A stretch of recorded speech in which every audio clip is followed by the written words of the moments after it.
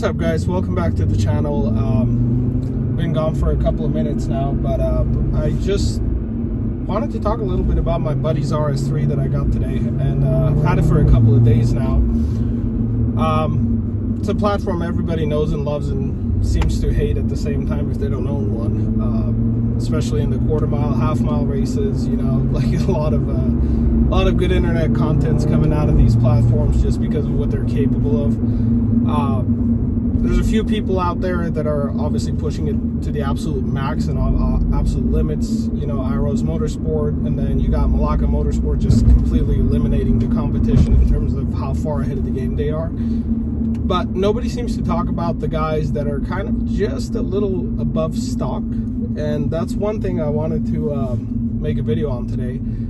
And this car belongs to my buddy Mark, who tracks with me at Willow Springs pretty regularly, and yeah, it's got some modifications. It's mostly stock, but it's got a little bit of optimization in the chassis and suspension. Car currently runs the camber plates from 034, the Dynamic Plus springs from 034 Motorsport. We just installed the DogBone mount, and today, actually, the reason why it's a bit of a special video for me is because he finally did his first engine mod. Nothing big, nothing crazy, but we went ahead and got him the 034 X34Evo carbon fiber intake, which, you know, they're not like a heavy-handed mod. You're not gonna get a crazy amount of power out of them, but you are gonna get a bit more response and a bit more torque out of them just out of the box without a tune. So Mark ended up picking one up, and we just installed it. And you know, they're just first impressions on the thing are almost identical to stock in terms of the way it sounds, the way it feels, but you can start feeling a bit more of the torque being available lower in the RPM range. So it seems a bit more responsive. It's got a little whooshing. You know, the typical intake gain is, you know, the sound that makes everybody happy. So it's got that going for it, but you'll have to get up in the high RPMs to kind of get a feel for the whooshing and the breathing and, you know, the fluttering, whatever you want to call it. It doesn't flutter at all. It's not like the B9s. But I'm going to walk around the engine bay and just show you how gorgeous this carbon fiber intake looks. Mark went ahead and went with the open top design. So there's two versions you can get from 034 Motorsport. There's an open top and a closed top design. And with Mark, we also got the carbon inlet that sits right above the grill. I guess they come separately. I'm not too familiar with the RS3 components, but I have to say, install was a breeze. Every bit was there. I mean, the hardware is just, you know, rock solid quality. We got, you know, these rubber back washers along with the bolts that hold the top to the bottom of the box where the cone filter sits. Silicone coupling for the carbon fiber tube to the turbo inlet, and 034 even gives this really heavy duty heat shield that basically protects the carbon fiber, the tube that runs from inlet to the airbox, and that part of it sits over the turbo, so it helps protect it and it helps keep the intake temperatures lower, you know, so you don't want to spike it up with it, especially if you're going to be gunning it all over the place. But March 25th, we're going to get to test this out on track, so I'll try to get some passes of Mark as he goes through the main straight. Hopefully we catch some sound. I mean, to me it sounds really good, but you know, I try to videotape it for him just to send him some teasers. The video doesn't do it any justice, so this is something that's got to be heard in person. I just wanted to mention the DogBone mount that we installed on this car as well. It's a real breeze. It's a very inexpensive item, but it ends up basically crisping up your shifts. It holds the transmission in place a lot better under load. When you get the DogBone mount, you do have to get the other insert, the upper insert that comes from 034 Motorsport. So they're not bundled together. They're just two separate items that you just have to add together. Otherwise, you're not going to be able to install it.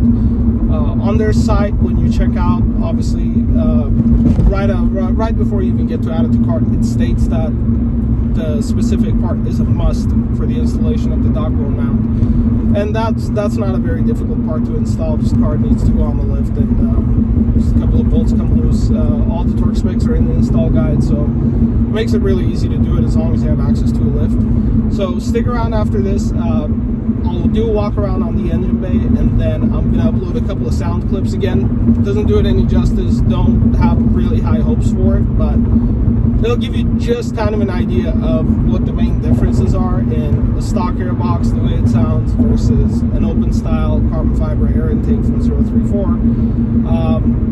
It's just best heard in person, but the overall improvement on response, on, you know, even the growl of the car from inside the cabin, it's pretty solid. I mean, it put a smile on my face, not even my car. So take a look at the engine bay, see what you think. I have nothing but good things to say about the way it looks. Mark will obviously have his own opinion on, you know, it's his daily driver, so he's going to have his own opinion based on different parameters, how he judges it. And I'm really excited to see him try this for the first time.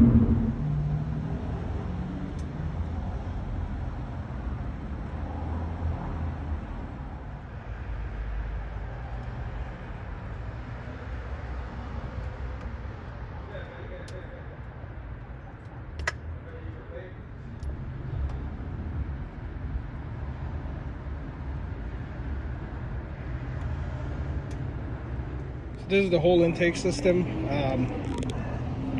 Went ahead and got this inlet that sits right above the grill. Came with its hardware, 1, 2.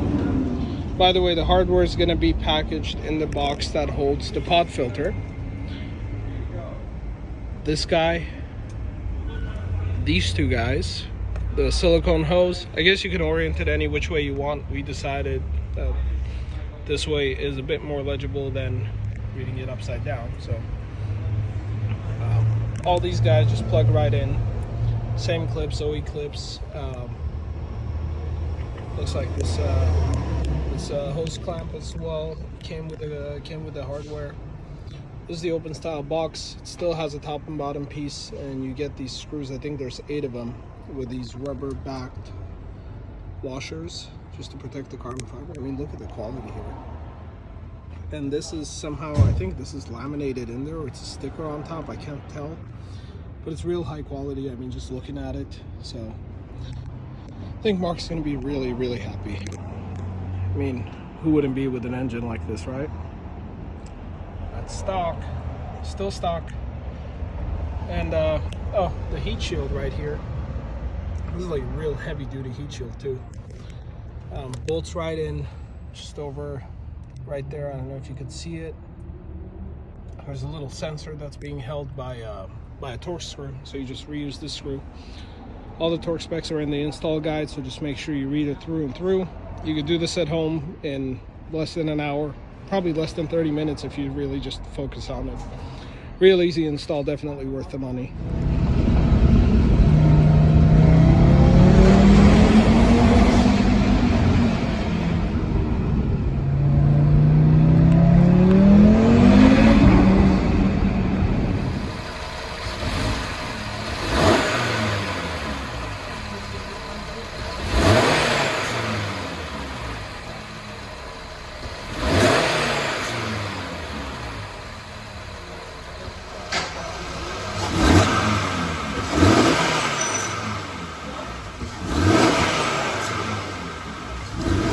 Hey guys, hopefully you got a better idea of what the intake sounds like on this car from the couple of passes that I managed to film. Again, this is the best content I got right now on the RS3. I do want to get more when we get on track in March, and try to be able to share more content with you guys, especially more passes from the outside of the car. If there's any questions or anything I missed in the video, please feel free to ask in the comments, and your support is always appreciated. So if you like the content coming out of this channel, please do click the like and subscribe button. That'll definitely help in terms of motivation and, you know, being able to bring more content. Yeah, anyways, that's basically it. If you guys have questions, comment section. Oh, and be sure to check out some daily updates on the Instagram. It's at AHM Autos. I'll put that in the link. And I really want you guys to check out what Malacca Motorsport has cooking for their silver RS3. That just came out of the iRods Motorsport shop, and he's just going insane with it. So hopefully they're producing a lot of content. Definitely give them a look. That basically shows the the absolute furthest you can really take this platform, and that's not even guaranteed. It probably has more room in it, but those guys got the real heavy-handed power coming out on this platform. So I'll link that in the description below as well. Thanks for watching, and have a good rest of your February.